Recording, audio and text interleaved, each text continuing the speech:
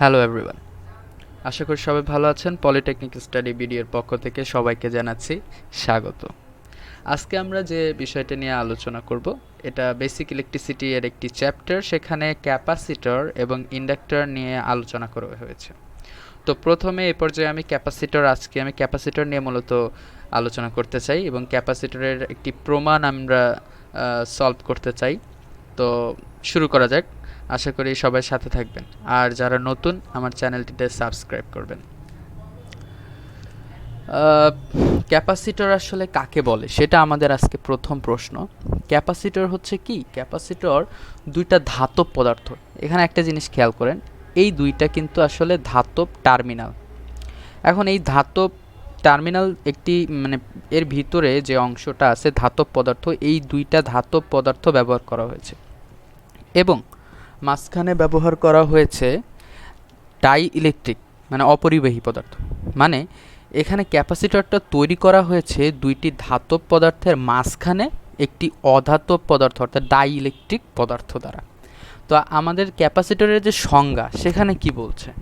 সেখানে বলছে যে যখন দুটি ধাতব পদার্থকে একটি ডাইইলেকট্রিক পদার্থ দ্বারা পৃথক করা হয় এবং তা যদি চার্জ সঞ্চয় করে তখন তাকে ক্যাপাসিটর বলে।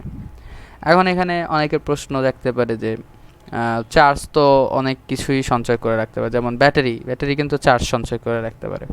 তাহলে ব্যাটারি এবং ক্যাপাসিটরের মধ্যে আসলে পার্থক্য কোথায়? ব্যাটারি এবং ক্যাপাসিটরের মধ্যে অনেকগুলো পার্থক্য রয়েছে।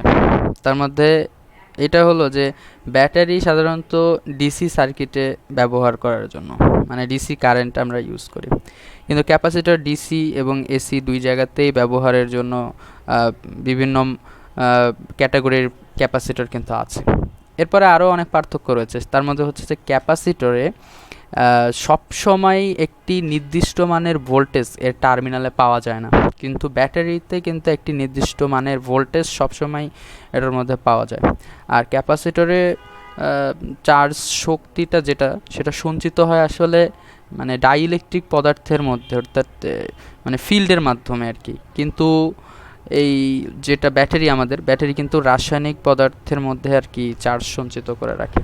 তো এইরকম আরও অনেক পার্থক্য কিন্তু ব্যাটারি এবং ক্যাপাসিটরের মধ্যে আছে। ব্যাটারিকে ফিল্টার হিসেবে ইলেকট্রনিক সার্কিটে ব্যবহার করা যায় না, কিন্তু এই ক্যাপাসিটরকে ফিল্টার হিসেবে ইলেকট্রনিক সার্কিটে ব্যবহার করা যায়। এরকম আরও অনেক পার্থক্য রয়েছে ক্যাপাসিটর এবং ব্যাটারির মধ্যে।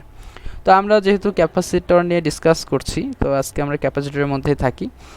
তো আমি এটা বলে রাখলাম এই কারণে যে অনেকের মনে প্রশ্ন থাকতে পারে যে এটাও চার্জ সঞ্চয় করে, ব্যাটারিও চার্জ সঞ্চয় করে, তাহলে এই দুটোর মধ্যে আসলে পার্থক্যটা কোথায়? পার্থক্য এই জায়গায় যে এটা হচ্ছে নির্দিষ্ট মানের ভোল্টেজ সবসময় দিতে পারে না, আর এটা হচ্ছে অতিরিক্ত পরিমাণ যে চার্জ সঞ্চয় করে রাখে সেটা সে করতে পারে না।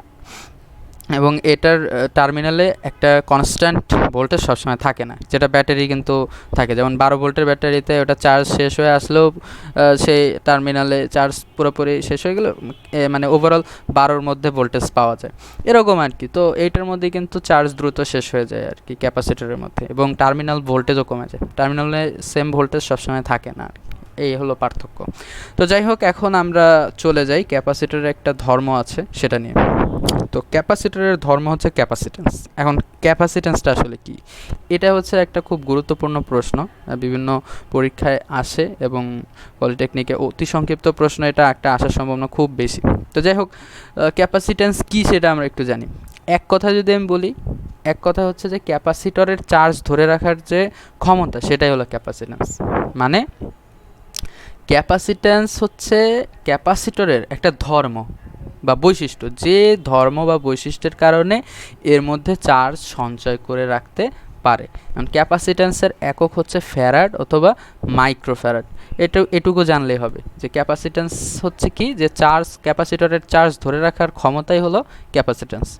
আর যে ধর্মের কারণে এটি মধ্যে দিয়ে চার্জ ধরে রাখতে পারে সেটাকেই বলে ক্যাপাসিটেন্স বলে, এবং এর একক ফ্যারাড এবং মাইক্রোফ্যারাড। ব্যাস এটুকু বললেই হবে। এরপরে আমি একটা প্রমাণ করব, প্রমাণ বা আর কি সূত্র প্রতিপাদন।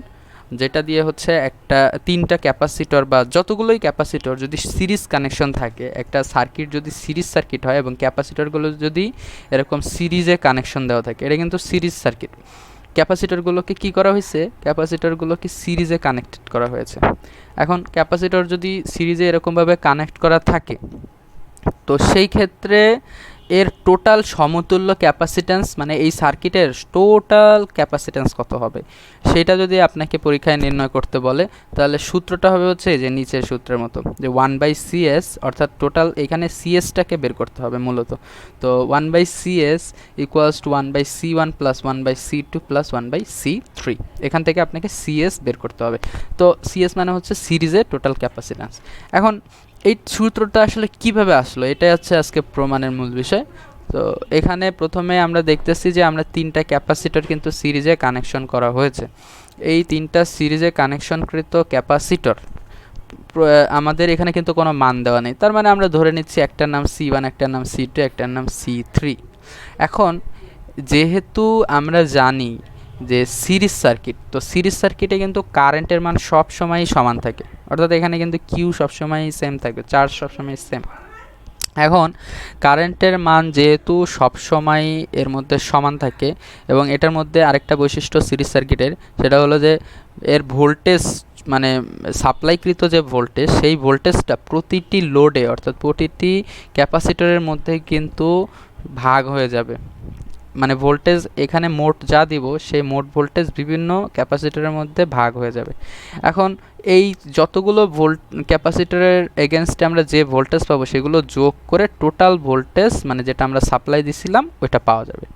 তার মানে এখানে যদি আমরা V1 plus V2 plus V3 অর্থাৎ এই তিনটা ক্যাপাসিটরের এগেনস্টে যে ভোল্টেজ আছে, মানে এই জায়গায় যদি আপনি একটা ভোল্টমিটার প্যারালালে কানেকশন করেন, অর্থাৎ এই ক্যাপাসিটরের এগেনস্টে অ্যাক্রসে যদি আপনি একটা ভোল্টমিটার কানেক্ট করেন, তাহলে সেখানে যে ভোল্টেজটা পাবেন সেটার মান হচ্ছে V1।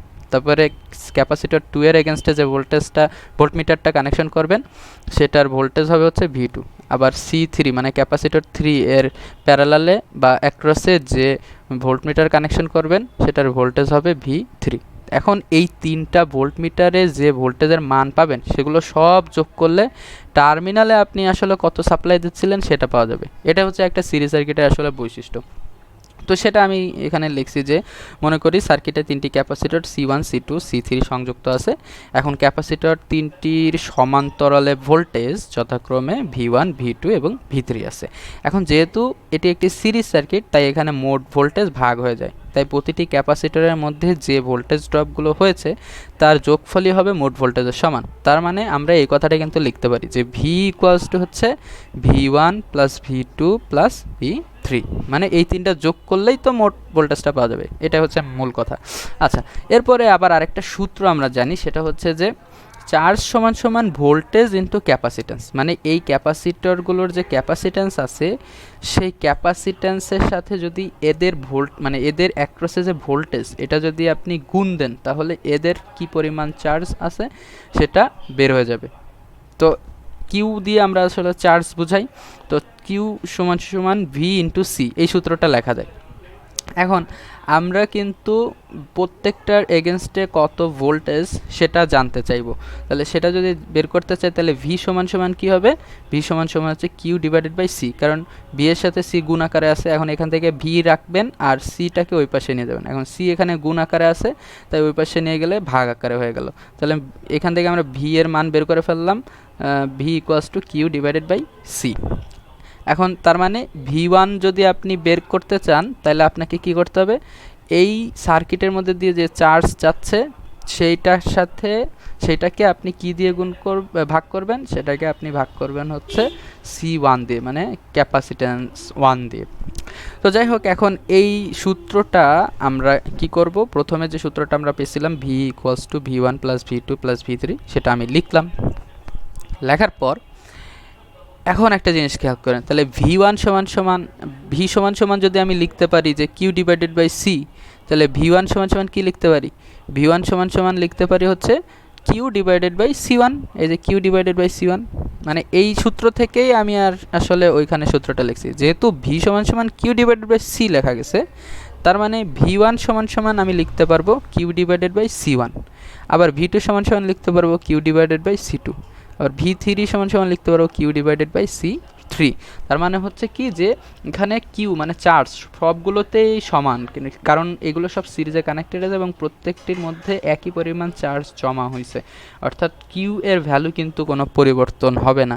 খালি পরিবর্তন হচ্ছে V1 এর এগেনস্টে আমি যদি ভোল্টেজ বের করতে চাই তাহলে C1 দিয়ে আমাকে ভাগ করতে হবে, V2 এর এগেনস্টে বের করতে C2 দিয়ে ভাগ করতে হবে, V3 বের করতে গেলে C3 দিয়ে ভাগ করতে হবে। তাহলে এবার ভি সমান সমান আমরা কি জানতাম সেটা বসাই দিই। ভি সমান সমান আমরা জানতাম কিউ ডিভাইডেড বাই সিএস।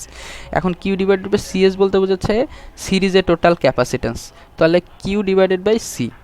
এখন কিউ ডিভাইডেড বাই সিএস, তাহলে এখানে আমরা দেখতেছি যে উভয় পাশে মানে সমান সমানে দুই পাশেই কিউ আছে, তাহলে যেহেতু দুই পাশেই কিউ আছে আমি যদি এখান থেকে কমন নেই তাহলে কমন নিলে টোটাল এখান থেকে কিন্তু কিউ বের হয় আর সবগুলোর উপরে 1/C1 plus 1/C2 plus 1/C3 এরকম থাকে।